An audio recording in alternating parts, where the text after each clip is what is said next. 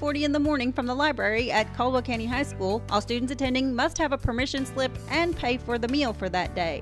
Regina Rudd Merrick, author of Carolina Grace, will be at the George Kuhn Public Library in Princeton this Saturday from 10 a.m. to noon for a book signing. The library is located at 114 South Harrison Street in Princeton. The library will also be having an open house on Thursday, April the 11th from 10 a.m. to 4 p.m. to celebrate their anniversary. The next Cooking with Joni class will be held April the 10th at 11 a.m. at the Caldwell County Extension Office located at 1025 U.S. Highway 62 West in Princeton.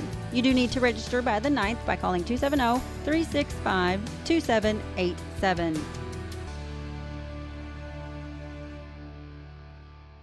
Since 1978, Perry's Floors & More has been selling, installing, and servicing homeowners throughout Western Kentucky with quality flooring and workmanship. Perry's Floors & More carries luxury vinyl plank and luxury vinyl tile, carpet, window treatments, and more. Brands like Mannington, Shaw, Tarkett, Beaulieu, and Flexitech. Quality brands, excellent customer service, combined with 40 years experience is why they say you can walk on our reputation. See Bill and Lucy at Perry's Floors & More, 127 West Market Street, Princeton. Local, buy local, save big deals. It's here. The Loyal Listener Big Deal Store is online and waiting for you to shop and buy gift certificates to local businesses. Go to WPKYonline.com. Click on Loyal Listener Big Deals. Here you'll find dozens and dozens of gift certificates. Some you'll even be able to redeem from your smartphone. Shop and buy 24 hours a day and save a ton of money in the process. Save on oil changes, dining out, haircuts, car washes, and more. Our store never closes, but you better hurry. You never know how long each deal will last.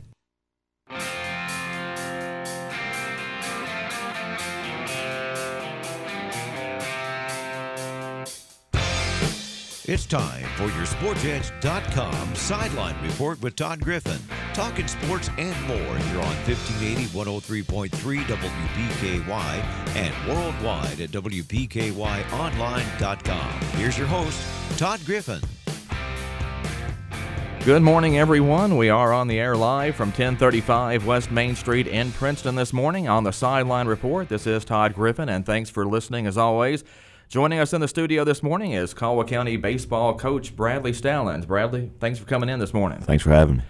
Big game, actually a couple of big games coming up later today for you guys in Bowling Green. Right. We play Warren East the first game, and then we're supposed to play Barron County the second game if the weather will hold off. And speaking of Bowling Green, on the phone line with us this morning from Bowling Green is the mayor of Western Kentucky University, Chris George. Chris, how's it going? Doing well, fellas. Doing well. Bradley, you looking forward to coming to BG today? I am. I hear we've got some special guests at the field today. Is that right? Yeah, Miss George informed me of that. So who told you that? Your mother. Oh, so she spilled the beans. She spilled the beans. Oh, I may have got her in trouble. My bad. Sorry, Miss George. Yeah, see, we were going to have breaking news on the show this morning. I didn't know if you could see it on Arbiter or not. Yep, you got me and Creel Waddell today. So. Good deal. Wow. That's like as close to a Caldwell County crew as you're going to get in Bowling Green. I don't know whether to be happy or worry, but we'll see in a few hours. Chris, how many games have you called this year? 2. Oh, so you're still kind of breaking in to the new season then? Oh, yeah, I got to break it in slow, Todd. I just can't go out there, and it's been a little bit too cold. Oh, it has been that, and I know you love the cold anyway.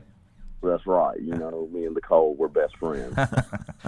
Well, Bradley Stallings is with us today. Chris George is with us on the phone. We've got a big show planned.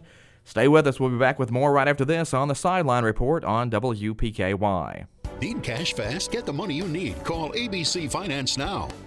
As everything begins to bloom and spring is here, it should give you a spring in your step. But if your finances have you concerned, it may feel like winter won't end. Hi, this is Jody Lamb at the Princeton ABC Finance location. And this is Todd Morse at the Hopkinsville location. And we can help you get back on track in managing your finances. At ABC Finance, we provide loans up to $15,000, and decisions are made quickly, usually within an hour. Our commitment is to make the loan process quick, easy, and stress-free. We can even consolidate all loans into one easy payment. No appointment is needed, and walk-ins are welcome. You can even give us a call, and we will take your application over the phone. Or apply online at abcfinanceonline.com. And like ABC Finance on Facebook.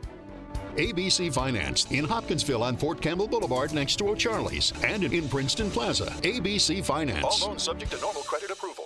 Get spruced up with quality mulch from Bashir Sawmill on Dawson Road in Princeton. We all know that buying mulch by the truckload saves money, and it's only $25 per load for dark natural mulch at Bashir Sawmill on Dawson Road, 1/2 mile past City County Park. Bashir Sawmill also buys standing timber and timberland. Give them a call today, 270-365-2330. That's Bashir Sawmill, family owned and operated in Princeton for over 50 years.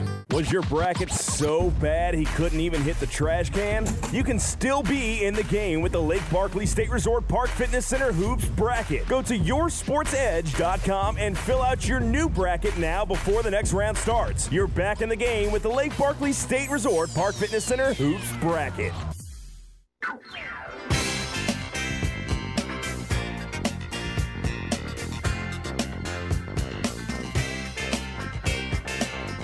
The Sideline Report continues on a Thursday morning from the studios of WPKY 1580 103.3 and online at WPKYonline.com.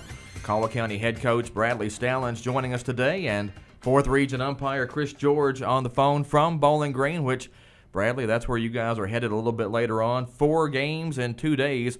That usually means everybody gets to pitch. Right. And before we get anything, Chris, that 70s funk music may have been for you, buddy. I don't know, Todd, had going on there. But I don't know what that was all about. I was kind of sitting there wondering. I was like, okay. I thought maybe the Soul Train was going to break out here for a minute. Hey, usually we get a little hot chocolate at some point and maybe some Hall & Oates before the show is over. So it just depends it just depends on what the rotator throws out as we come back from a break. But talking about everybody pitching, I mean, it's all hands on deck when you've got this many games in that short a time. It is, and, that's what I told the boys yesterday when we practiced, and I guess that's the good and the bad of baseball, when you play doubleheaders. But at the same time, the season's early, and, we get to run a lot of guys out there and see what we have in a varsity situation.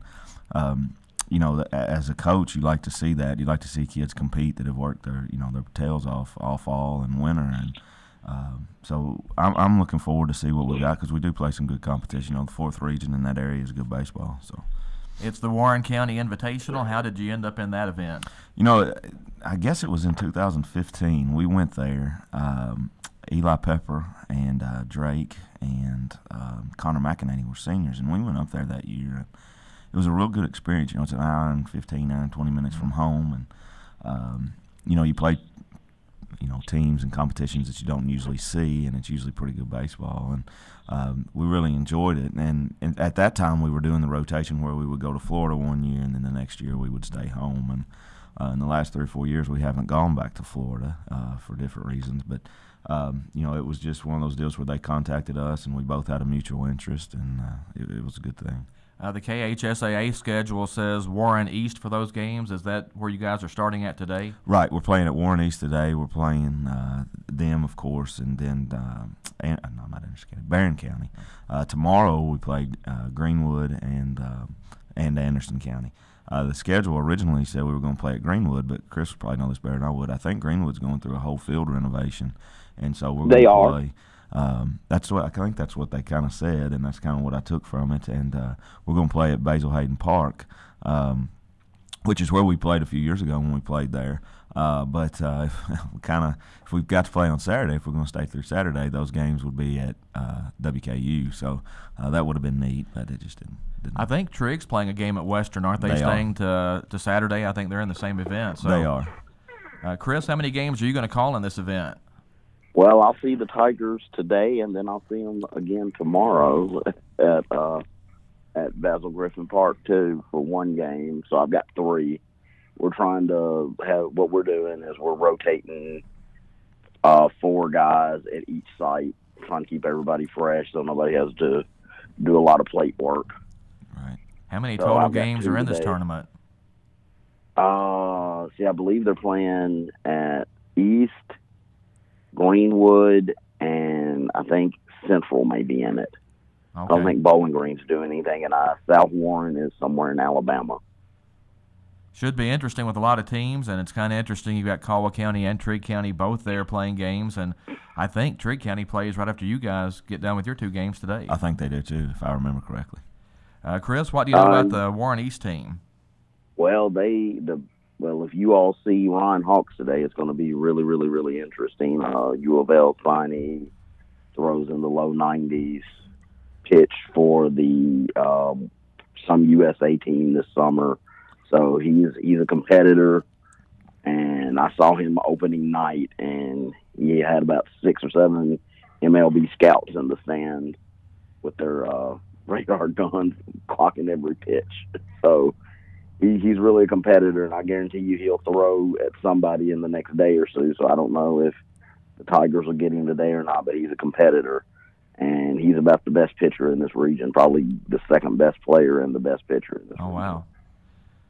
Caldwell County playing at the Warren County Invitational today, and like we mentioned at the start of the show, Caldwell County playing in it, and Caldwell County alum Chris George on the phone with us, going to be umpiring, so that's kind of a unique situation, Bradley. It is. It's going to be neat, but it's going to be good.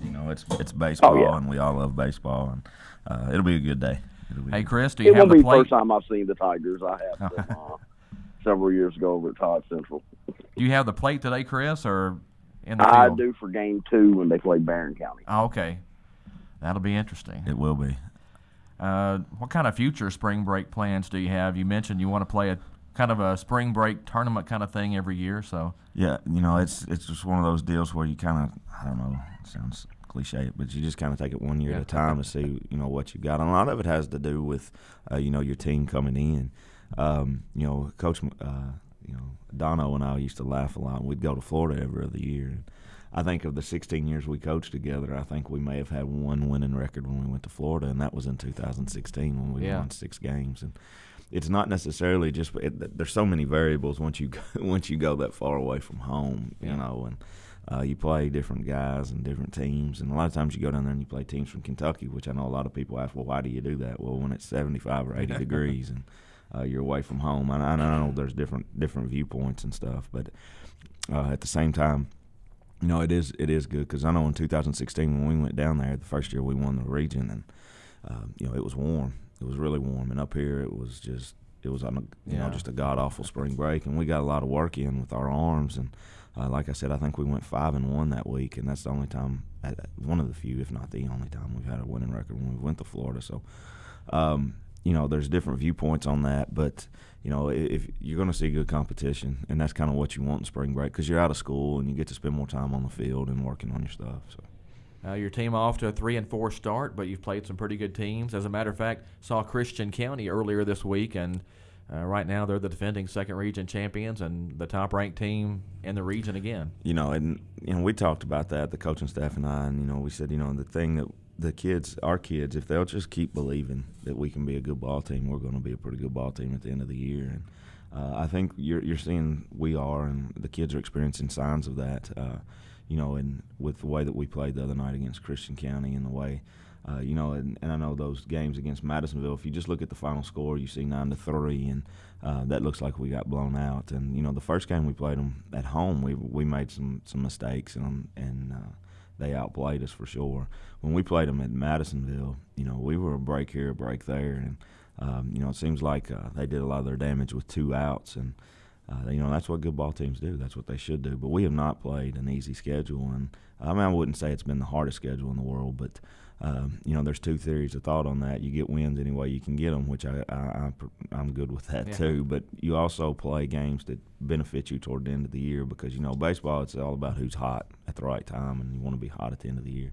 Well, you talked about Madisonville getting some 2-out hits, and I think that's one thing that's kind of eluded your team this year. You can't get the key hit when you need it, kind of left some guys on base, and just a few little things that if you clean up, you're right there with everybody. It's just the nature of baseball, and it's the beautiful thing of baseball. Against Livingston County on that game where we didn't get to count because it was rained out in the 4th inning, and we laughed the other day. I said, guys, you look at the stats.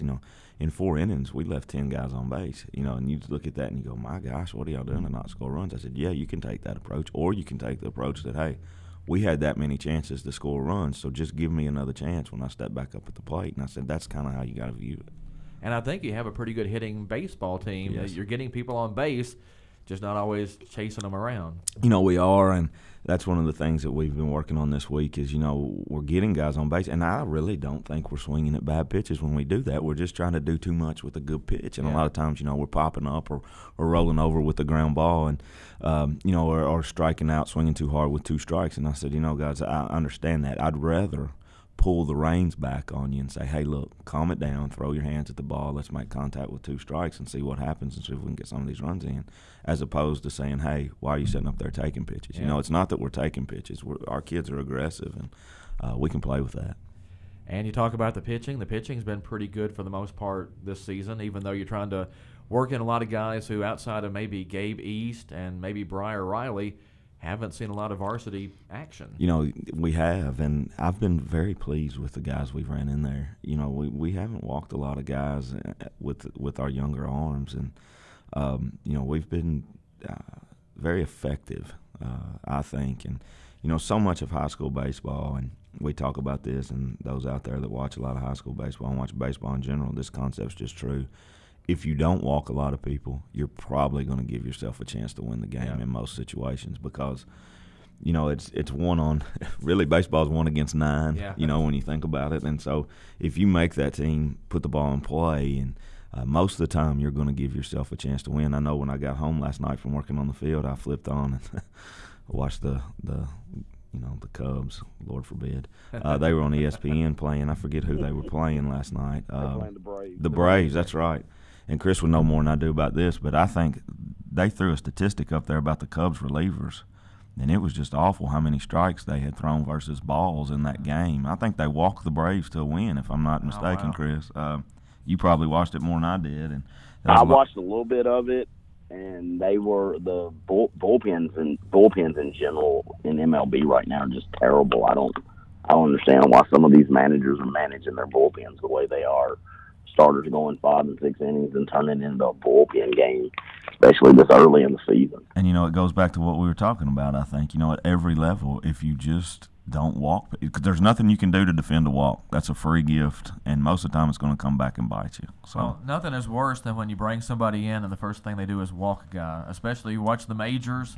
It's the 9th inning. It's a 1-run game. Guy comes in, walks the leadoff batter, and you're like, it would almost have been better for the guy to hit one in the gap than to sit there and walk him. And it as a player, it bothered you a little bit. It did, but as a coach, it's 50 times more because your mind starts going through. All right, now what do we have to do? And but anyway, sometimes it's good to see if your kids can battle out of those situations, and that's what you try to do. Well, there's no defense for the walk. That's what they always told us when we were growing up. That's right. In Little League. As an umpire, you look at when a pitcher comes in.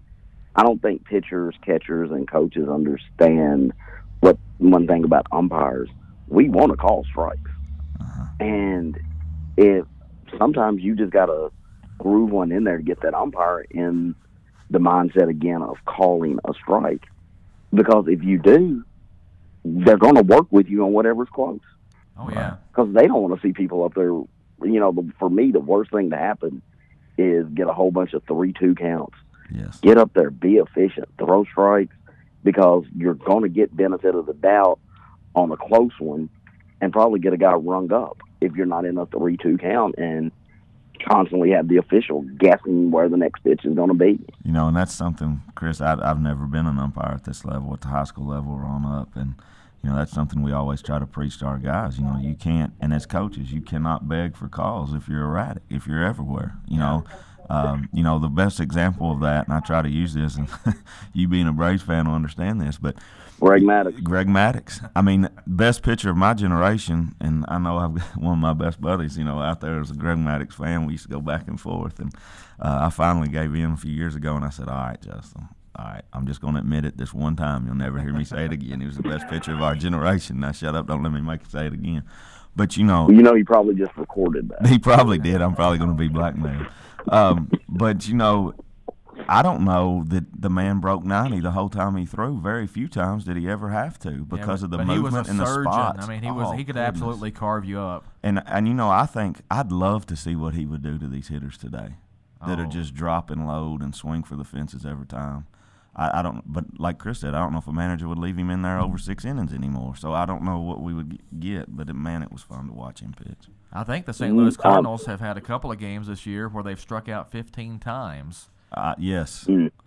So I mean, it's just kind of the way the game is played now. But Chris, back to your point on the umpires, I've always said if you're the home plate umpire and you can come out and establish a pretty good-sized strike zone early, it benefits you as an umpire because batters come to the plate, know there's a big strike zone, know they need to find a pitch and hit it. They don't come to the plate thinking, I'm going to take 3 or 4 pitches and see what happens, and that really gets the game moving along, and it's a whole lot better game when guys are up there looking for something to hit. That's right. And like I said, pitchers, it drives me nuts with high school pitchers when they feel like, and Bradley, maybe you can explain this line of thinking, I'm up 0-2, I'm going to waste one. Mm-hmm. No, you're up 0-2, nibble off the outside corner of the plate or nibble on the inside corner, and you're probably going to get the guy rung up anyway. Right. And, a lot of times one of the things we preach, I'm not big on, we've never been really big on wasting pitches. But the one thing we always tell our guys, if you're up 0-2, 1-2, you want to give a pitch where they'll offer at it, but you want to make it good enough where they can't get the big barrel on it. You want to throw your pitch. Yes, you want to throw your pitch. And a lot of times, Crystal, what you're saying, from a coaching standpoint, especially in high school, and you all know this, I mean, we laugh all the time. Baseball's been played for, 150 years. You're not going to invent much new. I mean, you got these sabermetric stuffs out there, but it's worked for 150 years, so don't try to reinvent the wheel. And you just got to be good at what we do. And one of the things we tell our pitchers when we're up 1-2, 0-2, make that quality pitch. If he puts it in play, so be it. But make it to where we want it, not where he wants it. Right. And, just don't leave it fat. And, a lot of times one of the things, and we've been really blessed in the last 4 and 5 years with really, really good above average high school catchers, is one of the things we try to preach is, Chris, kind of what you're saying, throw the off-speed pitch. Start it in the strike zone and bury it. Trust your catchers. Let them chase it. If that don't work, then we'll come back with something else. But we're not really looking to waste pitches. And I agree with, especially in today's game when you have the pitch count. You want to go at guys, and you don't really want to mess around. So, all right. That was one of the things we told the our umpires in training this spring, is just because it's 0-2, just because it's 1-2, and you think they're trying to miss, it doesn't mean it's an automatic ball.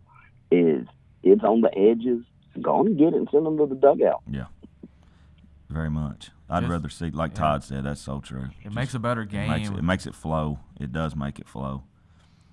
We're talking this morning with Caldwell County baseball coach Bradley Stallings and Chris George on the phone with us from Bowling Green this morning. Need to get to another break here on the Sideline Report, but we'll continue right after this. Here's your WPKY Weather Edge Weather Center forecast. It's time to get the umbrellas and raincoats back out. Showers today with a high of 66. Showers continue overnight with an overnight low around 51. No rain tomorrow, but mostly cloudy and a high getting to 69.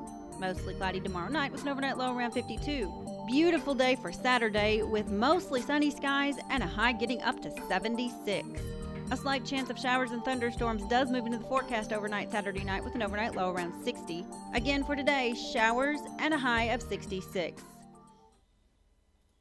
Your WPKY Weather Edge Weather Center forecast is brought to you by Pennyrile District Health. Hey, Pennyrile Electric members. You know what today is? It's a perfect day to update your account information with Pennyrile Electric. By updating your information, you ensure that Pennyrile Electric can provide you the very best in customer service, just the way you've come to expect it. Plus, if you do it before April 30th, you'll automatically be eligible to win one of several amazing prizes. Update your account information right now from your phone or computer at PRECC.com. Or stop by any of our Pennyrile Electric locations in Hopkinsville, Russellville, Elkton, or Cadiz. Black Pipes Grill is excited to continue bringing you the taste of Ireland on our menu. Traditional Irish dishes are available for lunch and dinner. So enjoy your favourites like the Irish burger, bangers and mash, shepherd's pie or beef and Guinness pie. And don't forget fish and chips every Friday night. Enjoy the beer of the week with your meal or one of our specialty cocktails. Black Pipes Grill is downtown's place to relax and enjoy a meal with friends and family. Black Pipes Grill, Main Street, Princeton. Check us out on Facebook.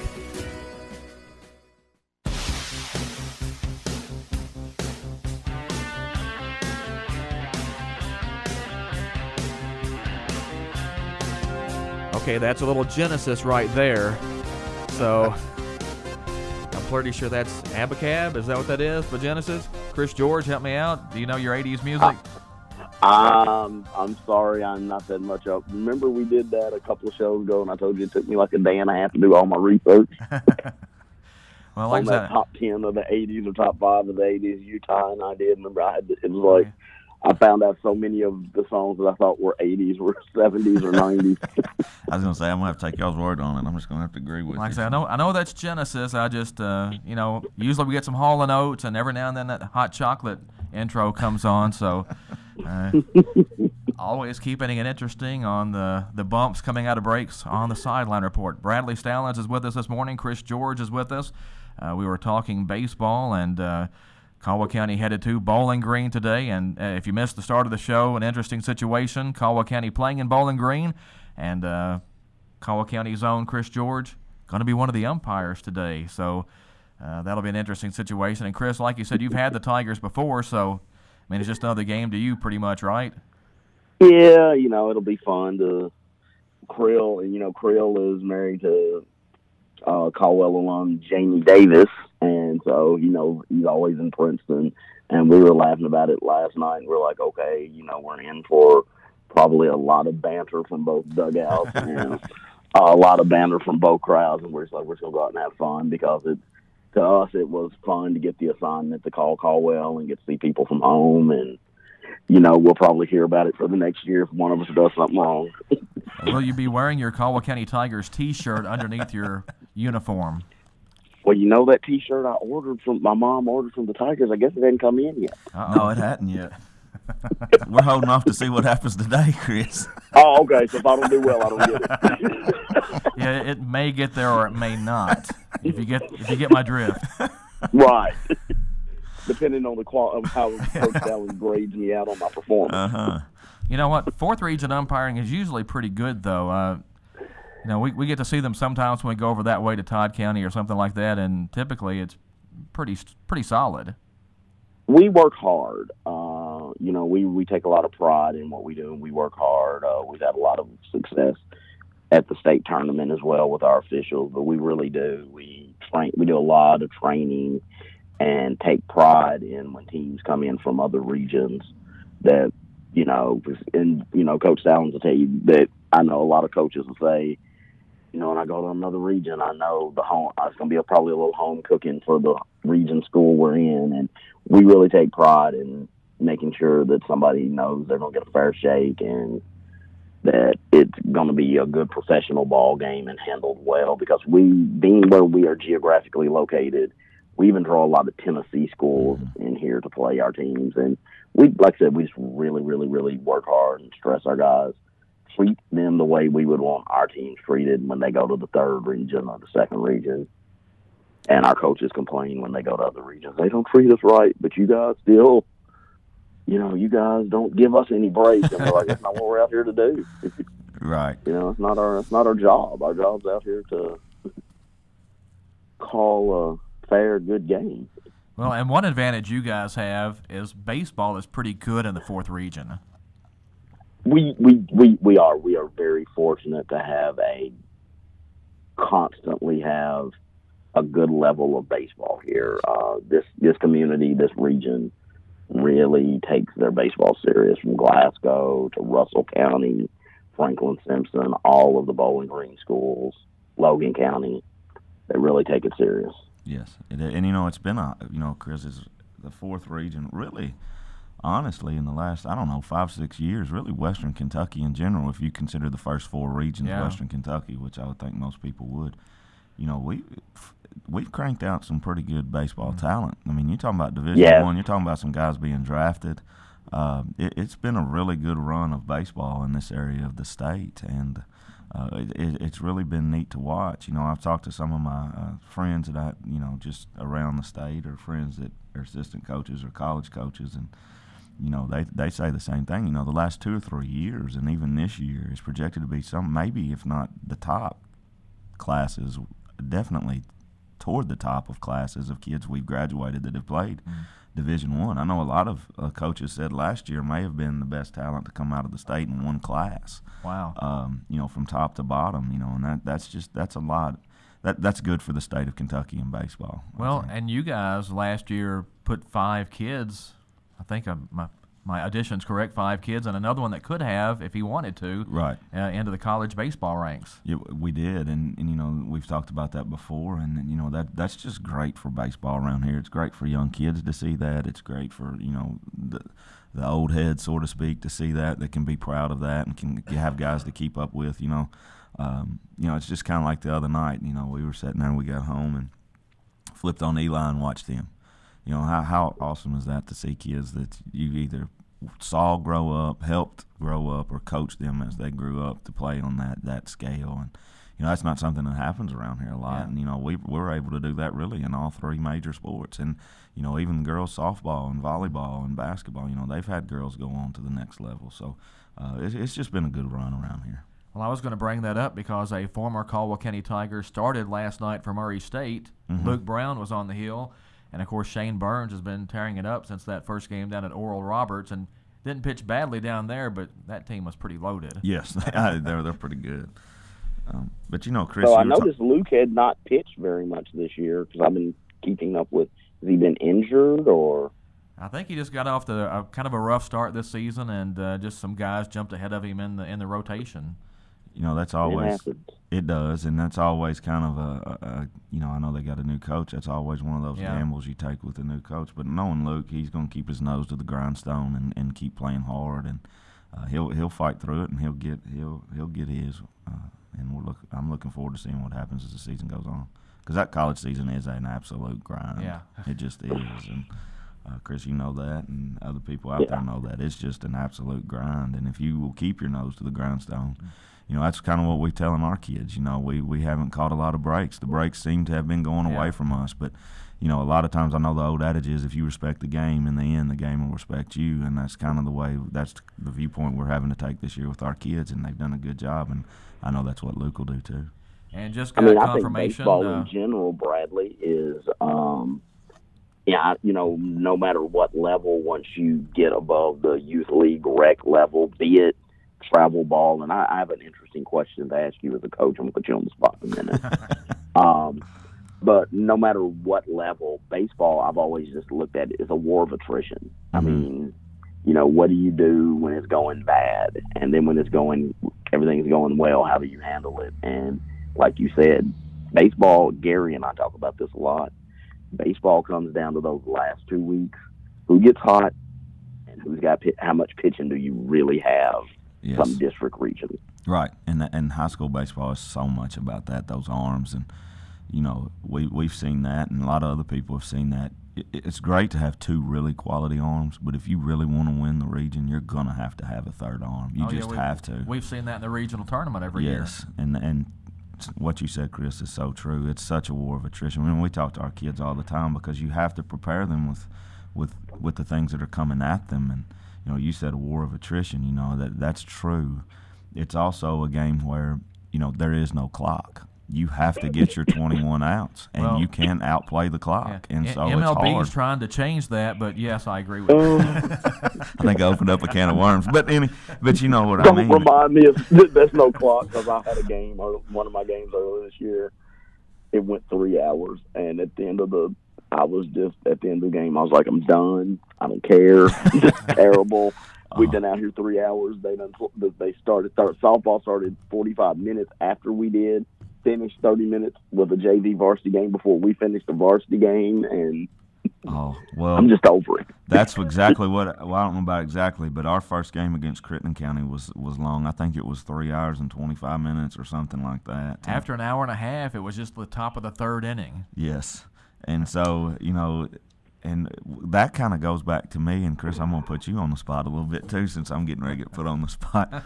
We were talking about officials and calling strikes. To me, it's not so much the zone. It's when you have a good zone and a quality zone. What I think as a coach is a quality zone. I mean, I don't want it from the nose to the toes. I don't want that.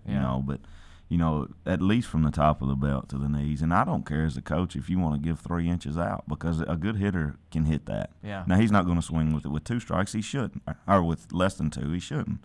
But expand it a little bit. And if you'll stick to that zone, and this is what I'm putting you on the spot for, as my opinion as a coach and as a fan, it just allows the flow of baseball to flow, because, you're getting repetition and you're getting – well, just the word of flow. That's what you're getting in the game, and everybody knows what's coming. And to me, we can talk about putting a pitch clock on this, and I think in Major League Baseball there does need to be something, because you got guys standing out there fixing their gloves 5 or 6 times or whatever, and clinking their cleats off 10 or 12 times and going through the ritual. Box. Yes, exactly. There's got to be some flow, but to me, if you want to flow, open the zone up a little bit. Yeah. These guys can hit, and get the game flowing. So. Well, I don't know. What's your opinion on that as an umpire? I agree wholeheartedly, and that's one thing we teach our guys is, no 2-strike zones are going to be the same. Exactly. But, go out there, and what we say is, let's take about a half a ball off the plate and about a half a ball on the righty-lefty, but a half a ball on both sides off the plate. Mm-hmm. If you can give them about an extra half ball, most good high school pitchers can hit it. And don't go, like you said, don't go nose to toes, but if it's above the knees, but about a ball below the letters, these guys can hit it, call it. Mm-hmm. Right. And let's go. And it just makes the game go. Most pitchers, if they can have a understanding of one pitch they can throw, that they can get a strike. See, what I'll tell you, you can ask your catcher, first time they hit that outside corner about a ball off the plate, as long as the catcher doesn't do something stupid, like turn his glove down or turn his glove over, I'm like, you can live there all day long. So that is the one pitch when his pitcher is struggling. I've already told him, your guy's struggling. Set up on the outside corner, hit your spot. I'm going to call it a strike. Right. And that's what he knows. And a good catcher is going to tell his pitcher, he's going to remember. Mm-hmm. He told me what I can do if my guy's struggling. Set up outside off the plate, hit my spot. He's going to call it a strike. And, that's where catchers, too, when they build that repertoire with an umpire, that's one of the things we've tried to say, talk to an umpire. Just talk to him. They don't have to talk baseball, just talk to him. Just, because when you start, that's just human nature. When you start to talk, then you're going to talk, and they're going to come back to us and say, hey, coach, he's going to give this outside. He may not be giving the inside today, but he's giving the outside. And, we know to call that pitch and whatever that might be. And it just adds, again, it makes baseball go, it's got to be this, like you said, war of attrition, even when the game within itself. Nobody wants to sit and watch a 4-hour game. When you got, like I said, guys backing out of the box and clinking their cleats and readjusting their batting gloves 20 times and their helmet and making sure the, whatever is in place. And, it just takes it takes away from the flow of the game, and my soapbox on the Major League Baseball is, if you want to speed Major League Baseball up, all these games are on TV. They didn't used to be when we were growing up. Stop having a 6-minute commercial after every half inning. Half inning. Right. But I know money pays the bills, so that's not going to happen. But especially when you got guys signing $400 million contracts now. But anyway, thanks for sharing that, because I just want to know that kind of from an umpire's perspective. Well, and I'll tell you something else. And one thing that drives me crazy, Bradley, about a coach, and I hope you don't do this, I probably do, but go ahead. I don't know where these wristbands have come from, and after every play, you got to call out a 6-digit sequence, and I'm like, just getting this one in the back. Buddy, you ain't got to worry about that, because I'm too stupid at math. I'd call out the wrong number. So that's why I teach history. So you don't have to worry about wristbands or anything like that with me. So. I mean, but you get these 237 red, and I'm like, then they all got to look. Yeah. And I'm like, I remember the first coach in this region that did it was Craig Delk. And then everybody started doing it. And I said to Delk, I was like, I hate you right now for what you started around here. Everybody's doing it. It doesn't make any sense. And why does it have to happen after every pitch? It started in college, and we never did it, and but I remember teams doing it. And I'm not, Chris, I may be wrong on this, but I'm pretty sure it started as pitch counts, where you couldn't pick the higher you go, you're going to have guys hawking you, trying to pick your signals. And, you have that in high school too. And a lot of it started as pitchers, from the pitching coach to the catchers. And, the thing about that it does, it allows you to game by game, you can switch out your cards, and so it's just harder to pick signals. But like you said, in high school, I don't know how many people are going to do that. And, in football, it was the running joke when we did go by bands. By about the second week, with Coach Barnes and them, he would call, Mexico, whatever it is, or yellow, whatever. The kids didn't even look at their bands because they knew what it was, and they ran with it. So they already had it memorized, and so it was just one of those things where I think it started out as good intentions, but then it gets so detailed, like you said, it slows everything down. So. And I've never seen anybody so quick to make sure they have all the bands after the game than Coach Barnes. Oh, yes. For years and years, that was my job, and that was one of my things was, I feared, you could lose all of them, but just don't lose that quarterback band, because if you lost that quarterback band, they had everything you were going to run, but we don't do that anymore, and, it's just how the game's evolved a little bit. Got a couple of things I want to point out. Back to the catcher thing real quick, and Chris will back me up on this one. The best thing you can do as a catcher to get the umpire on your side is make sure he doesn't get hit. Yes. Absolutely. That's how you get the umpire on your side as a catcher. Block everything, and that guy will be there for you. Yes, and, that's one of the things that I think I learned that at an early age, and really who drilled that home with us, and I know both of y'all appreciate this, was – Mike Johnson, when we played American Legion. That's one of the things I can always remember him telling our catchers, block no matter what the count is, block everything. And that's why he did it, is you protect that umpire. Yep. And that, Chris, this umpires are human too. So when you got a catcher back there and your pitcher's throwing, that 12-6 curveball and he can't block it and it's bumping up and hitting you in the face mask and the chest, and you're going to get squeamish. So you're not going to sit there and see the pitch through the whole time. And if a catcher tends to block everything, you're going to try to get those calls. You're going to tend to get those calls a little more. Well, I can honestly tell you, and you can, tell your catcher this for game 2. He and I will have a spirited discussion the second time I get hit. If I give the first time, I'm okay. It was a mistake. Maybe you missed it. You've been working hard for me today. The second time I get hit, we're going to have a spirited discussion about, you come up to bat, and I have what I call catcher's rules. A happy catcher hits the ball or gets on base. And if you pop out, ground out, or whatever, that's on you. But a happy catcher puts the ball in play or walks. Happy catcher doesn't get a borderline strike called against him. If they get their hacks in, I want my catcher happy. But if you get me hit, you're just a regular old batter then.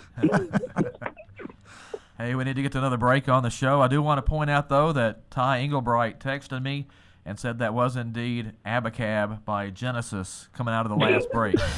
Leave it up to you and Ty. Y'all got the 80s taken care of. Y'all got that. We're going to get to another break, and can't wait to see what kind of music we get coming out of the commercial break this time, but we'll be back. The Sideline Report continues on WPKY. Here's your WPKY Weather Edge Weather Center forecast. It's time to get the umbrellas and raincoats back out. Showers today with a high of 66. Showers continue overnight with an overnight low around 51. No rain tomorrow, but mostly cloudy and a high getting to 69. Mostly cloudy tomorrow night with an overnight low around 52. Beautiful day for Saturday with mostly sunny skies and a high getting up to 76. A slight chance of showers and thunderstorms does move into the forecast overnight Saturday night with an overnight low around 60. Again for today, showers and a high of 66.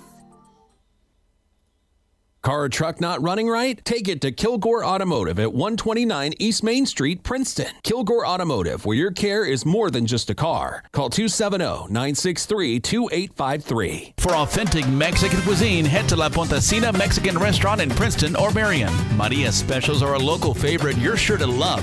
Or you might want to try the new street tacos. Tacos de asada, tacos de carnita, or tacos de chorizo. La Pontesina is now open 7 days a week, Monday through Thursday, 11 to 9. Friday and Saturday 11 to 9:30 and Sundays 11 to 9. And they offer lunch specials Monday through Friday 11 to 3. Be sure to like them on Facebook for updates and specials. La Pontesina Mexican Restaurant in Princeton or Marion. Spring has finally arrived and Bella Marie is definitely ready to help you look your very best. Stop in and see all the fabulous fashions. Whether you're looking for that new favorite t-shirt or dress for Easter or maybe even graduation, you'll find it at Bella Marie. They have clothing for all ladies, young at heart, petite, tiny to curvy girls. You'll all look amazing when you shop Bella Marie Boutique. Just voted Best Boutique in Western Kentucky again this year. Find them in Princeton and in Hopkinsville and follow them on Facebook and Instagram for daily updates.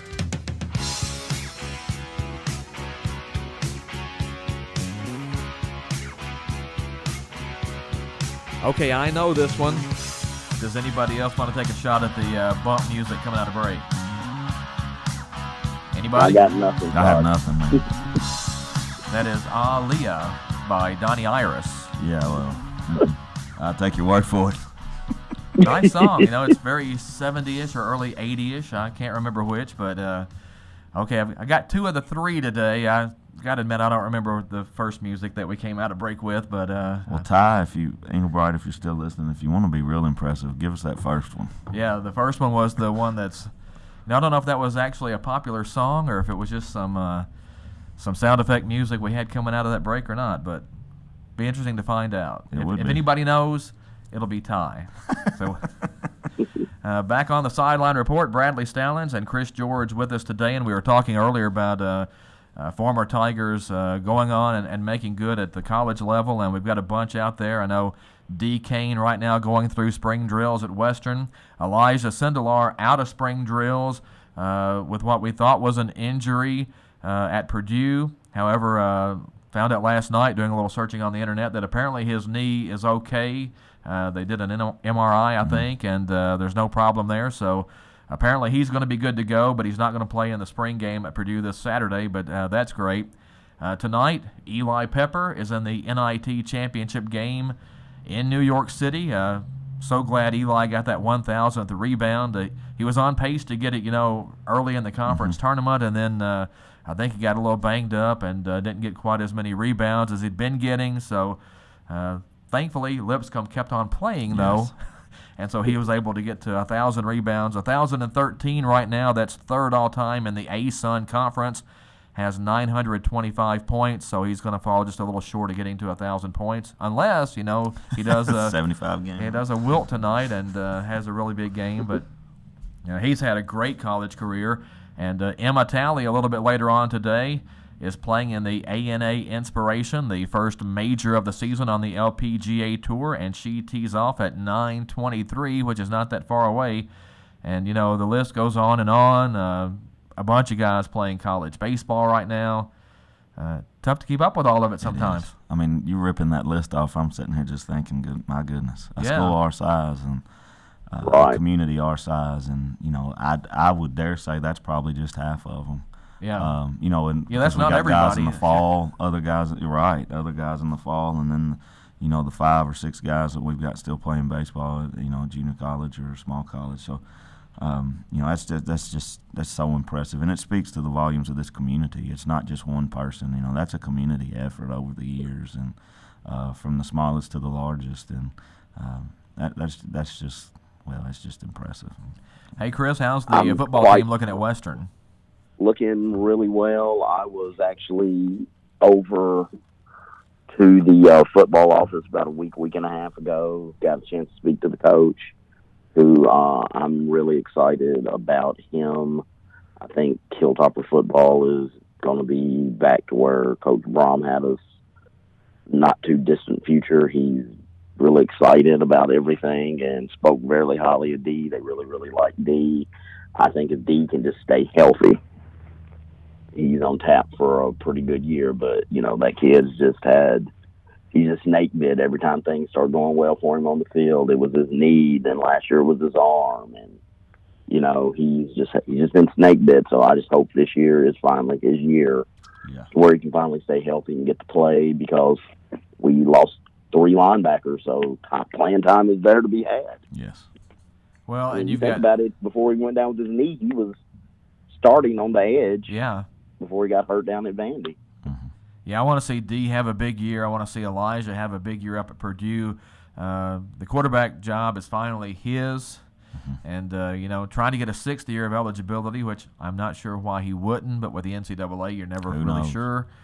But just looking for a big season for both of those guys, and can't wait till tonight to watch Eli in the NIT. Yeah, I was going to say, Chris, you may want to have a big zone, because if you're going to get heckled by fans tonight, it probably, if you run us late in that second game, we don't get to watch Eli, that's probably where the heckling's going to come in. I'm just forewarning you on that one, buddy. Hey, you heard it. Have a big zone.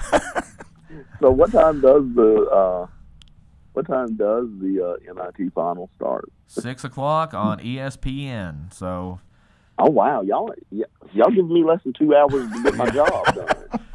It's going to have to be a big strike zone. All right, well, give me coach. I'm going to tell you this. Give me a good pitcher then. Give me somebody to throw me some strikes and work quick. That's the game plan. It's a great time of year. Baseball starting up, basketball still going. Again, good luck to Eli and the Lipscomb Bisons. What a run they've had. Hurt my feelings they didn't make the NCAA tournament this year, but man, lost to a good Liberty team twice, and they proved themselves in the NCAA tournament. But talking of the tournament, either one of you guys got a Final Four team left? No, the team I wanted to win, Kentucky's out, and the only team I didn't want to win, Duke, is out. So whatever. I do not have a Final Four team left. I had Duke, Kentucky, Gonzaga, and I do have Virginia left. Oh, good job. I had Virginia. That's the only team I had left. That's one more than me. But the rest of my bracket was shot, I think, before this past weekend, so I just sat back and watched. I don't see how any more you pick the NCAA tournament. I mean, it's just there's no way. I mean, some of those games, you never pick the team that ends up winning. And I guess that's the fun part of it. It's random, but at the same time, it's we talk about this at school a lot. It's also the college football deal, and the reason why you like the NCAA basketball, and I know that we laugh and cut up about this a lot, is exactly why you don't want what I don't want in college football. When the regular season still matters a little bit in college football, and that's why you watch on Saturdays, and it makes it fun for the regular season. I think I would be in favor of even expanding the NCAA tournament. Maybe either cut some games off the end of the season or get rid of conference tournaments. That when you look at the NCAA tournament, except for the teams that actually get an automatic bid by winning their conference tournament, I don't think the conference tournaments really have that much to do with the way the selection committee seeds anybody anymore. I don't think so, and y'all could probably speak to this more than I do. But the SEC in Kentucky pretty much proves that. Yeah. But a lot of that, I think, is the onus. And Andrew Felker and I talk about this a lot. He's got one opinion on this. I think I've got another. But when Kentucky wins it, it gives them, they gain nothing. I mean, they're still where they were before. Yeah. And so, but a lot of that I feel is on the SEC for being hard-headed and still leaving it on the Sunday. Yeah. Instead of moving it to a Saturday, and that's on them. I mean, I know why they do it for money and stuff, and I get that. That's fine, but I think sometimes they put their 1 and 2s that actually make it to 1 and 2, in the conference tournament. It kind of puts them in a disadvantage because the selection committee has to be human too. They have to have a scenario to go forward. They can't just wait till everybody's done on Sunday when they're expected to come out with it an hour later. I think they know kind of when they get in that room to start with where they want to seat everybody. Correct. And a lot of times that's before the SEC tournaments even had its better teams hit the floor yet. Right. So that'd be for me. I would just expand it, let a lot more teams in. Of course, you chop up the money a little bit more, and maybe everybody doesn't get as much, and maybe that scares off the big conferences because they like to get their big cut of it. But that's just what I would like to see. Everybody get paid. Yeah, everybody needs that money. You're listening to the Sideline Report on WPKY, Princeton, Kentucky. Bradley Stallings and Chris George joining us today, and do want to get to a couple of more things real quick. And first of all, Chris, WrestleMania is coming up this weekend. Who you got? Todd, I'm going to have to let you down on that. I'm going to have to tell you that I no longer watch WWE. Oh, see, I don't keep up either. I was hoping you could tell us what I was going to go on. I got nothing, man. I got to let you down. Back in the day, that was like the Super Bowl. It was. I know. Back in the day, I could have told you everything you wanted to know, but I just had, it's not like it used to be, so I had to let it go. And Bradley, the St. Louis Cardinals, got back-to-back wins in Pittsburgh, so I think they're back to even now after a bit of a rough start in Milwaukee, which really was not to be unexpected because I think the Brewers are going to be really, really good this year. You think the Cardinals need a little bullpen help? Yes, and we've been, you and I have been talking about that for a long time. It's not like it just jumped up and bit them either. They've known this going into the offseason from last year, and that's one of the things I mean, to each his own, but I don't understand what their front office was doing.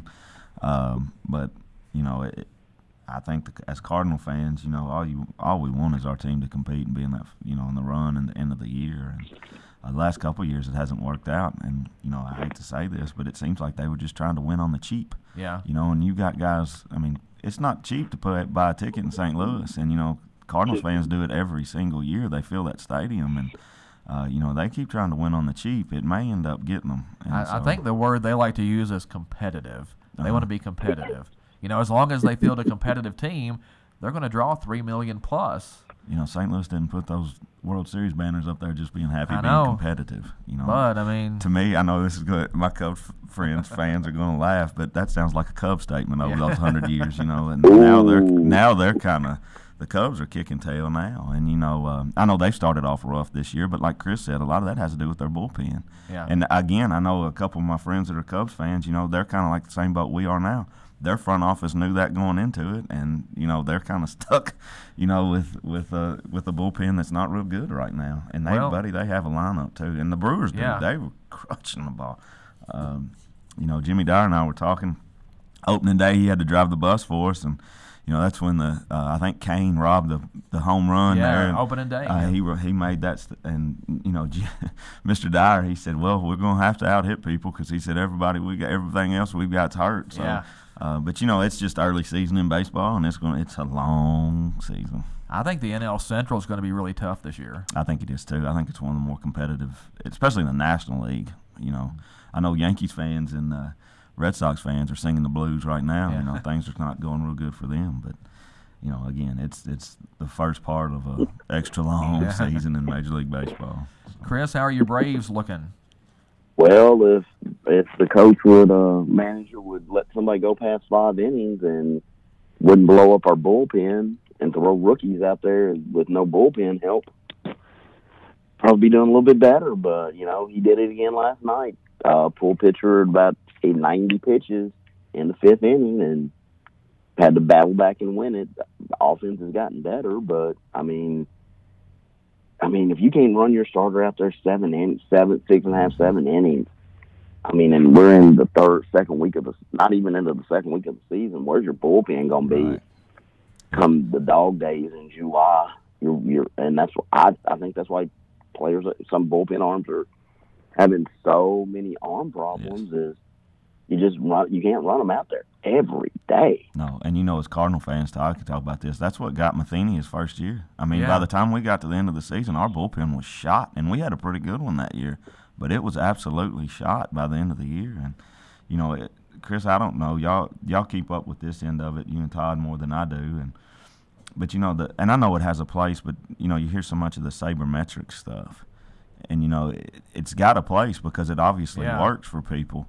But at the same time, it's taken so much away from the game. The Dodgers, last year, the lineup they had, one of those World Series games, they had their top 3 home run hitters were sitting on the bench in one of those World Series games because of the pitching matchups that they were assuming. Well, that's all well and good, but y'all know as well as I do, if you're a hitter in baseball, you want to hit. Yeah. You've got to hit. You've got to stay in a groove, and when you're in and out every day.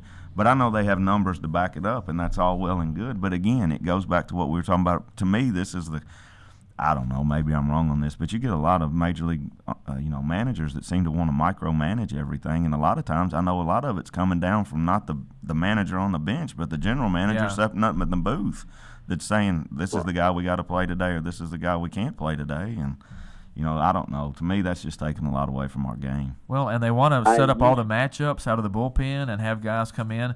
What people don't understand, though, is that reliever may have gotten up and warmed up 2 or 3 times before he comes in. Maybe he only pitched to one batter, but his arm got used quite a bit to get to that one batter. Right. Well, you talk about, and I'll tell you a team that I'm not, I'm a Braves fan, but I pay attention to the Chicago Cubs because I'm a big Javi Baez fan. And they are the team that is like the world's worst. You just never know from day to day when you look at their box scores, because I'm old school. I like to look at box scores. I miss having a newspaper to look at box scores. So now I just look at it on the iPad where I can still go look at the box score and all the little intricacies of the box score. But they're the world's worst. You never know from day to day. Like, every one of their players are almost an interchangeable part. Uh-huh. And I think, I'm like, one day you play center field, next day it's fine to have a utility guy or two, but every player in your roster pretty much has to be an interchangeable part and interchangeable within the lineup, because sometimes your leadoff guy just needs to know he's going out there to lead off the game, even if he's in a funk. Yes. And, that builds, like we said, that's the thing when he's talking about a war of attrition, and that's kind of what baseball is. And I know you need those breaks every now and then when they play 162 games. But, that's to me, and I love baseball, but, we're talking about Major League Baseball now. Yeah. 162 games, to me, it's great, but it's too long. It's too long. And, when you're starting Major League Baseball in March and you're ending right at the bump of November, at the end of October, again, they're going to spread it out because they want that money from ticket revenue and advertisement and that kind of stuff. So it's never going to go back. But 162 games that's long, as much as they spread it out. But back in the day, they would play a lot more double headers. Mm-hmm. So you'd kind of eat up 2 games in one day. Well, they got away from that because, you don't want to charge one ticket price for 2 games. So now even when they play a doubleheader, it's a split doubleheader. They play one at noon and one at 7, so they can get everybody out of the stadium and charge everybody to get back in again. So that kind of I think eventually they'll go back to like 154 games. And I know we don't have time to get into all that again, but I think eventually they're going to add 2 more teams. They'll get to 32. It'll make the scheduling easier. They'll probably go to a bunch of different divisions and get away from the whole American League, National League thing. And I think they'll get back to 154 games. But, I don't like all the changes that they're making in Major League Baseball, but the commissioner never calls me up to ask me what I want to do. So we can give you a number. So, Todd, I sense we're coming to the end. Yes. Yeah, we're about out of time. But I've got to put Coach Salins on the spot about 2 things. Okay. I was hoping you forgot. One, what is your opinion of all this travel summer ball? Lord, I'm glad we're coming to the end. I don't know if we have enough. I think, Chris, with a lot of things, and this is just my humbled opinion, and really it is my humbled opinion. I think it's a lot with a lot of other things in life. There's good and bad, and you have to take the good with the bad.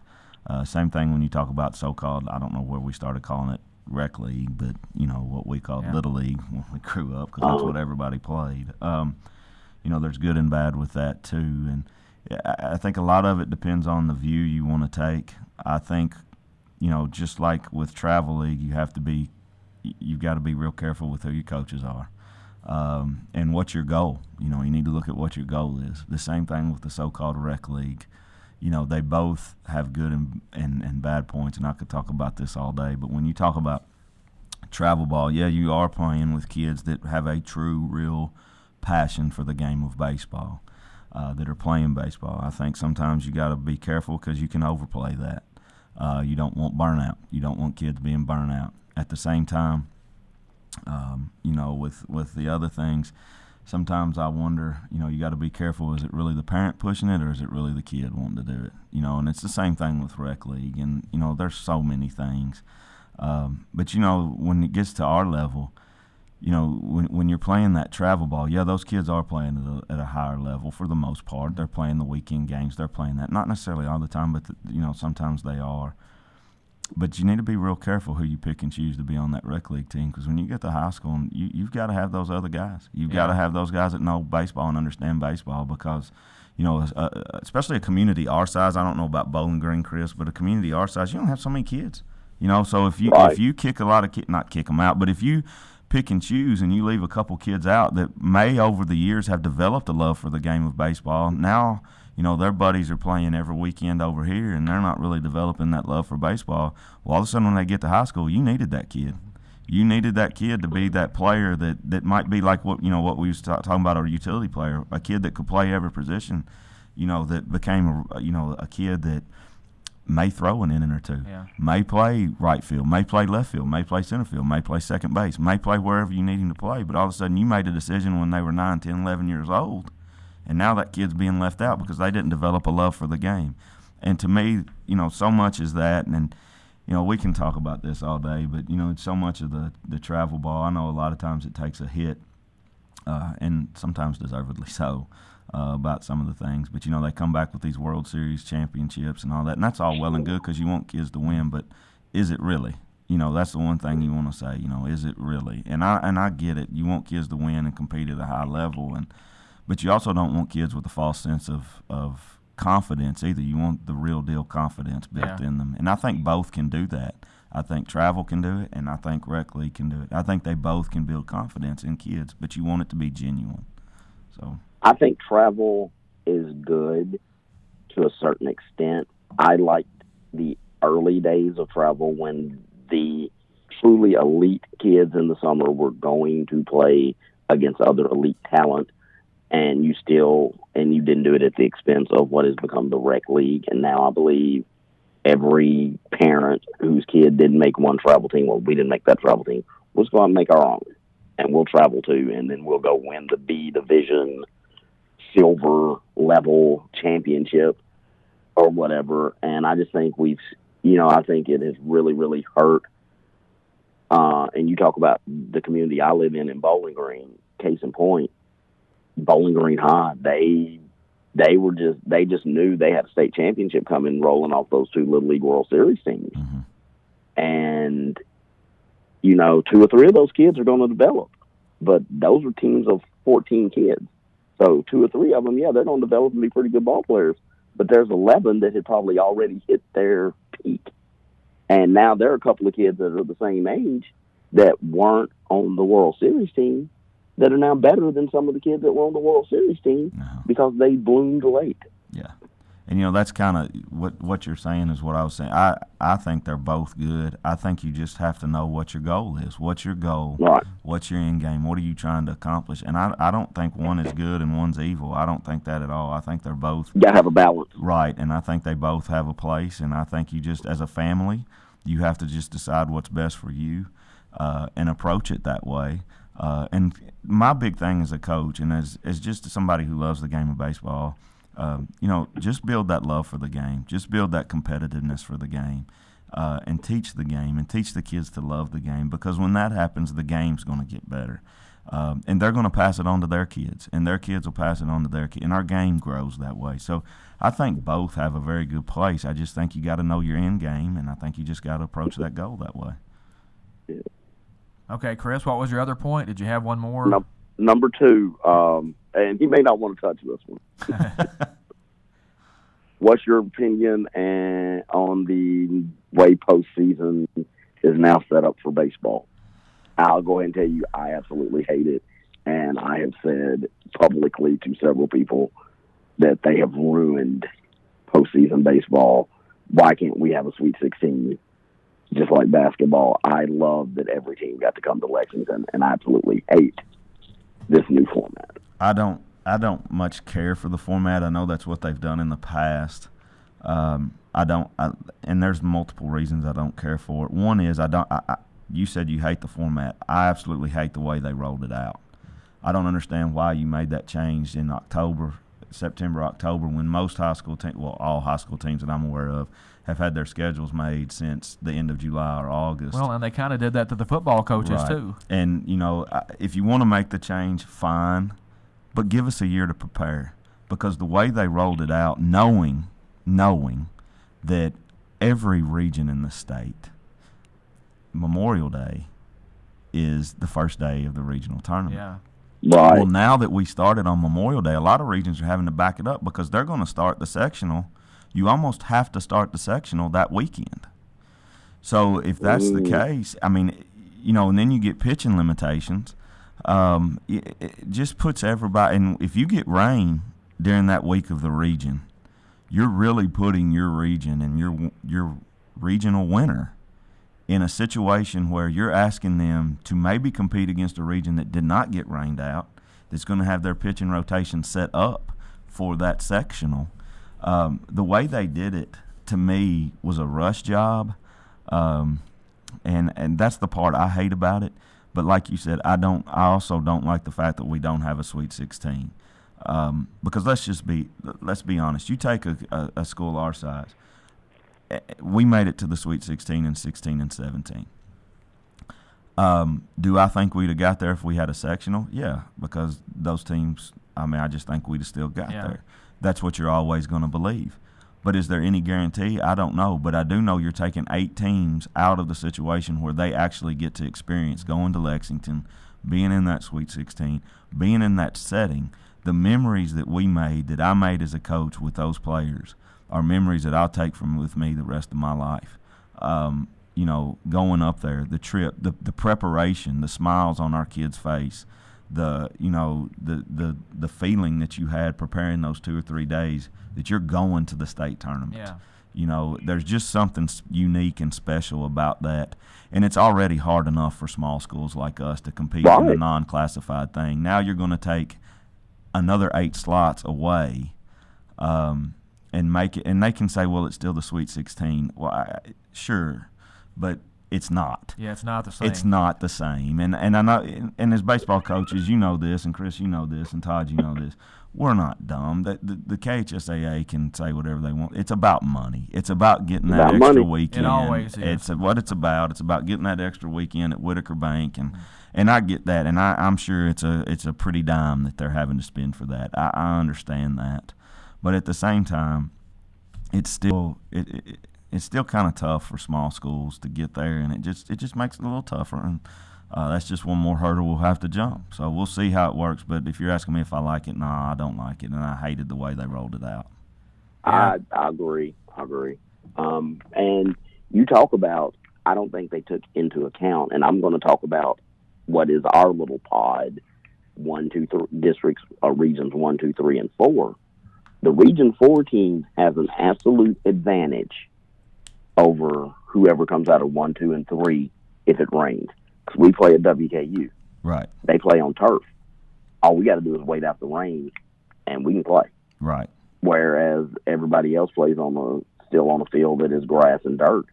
And you could get into a situation where you get rained out 2 or 3 days where as long as it's not raining and not thundering or lightning, we can play ball. Yes. 15 minutes.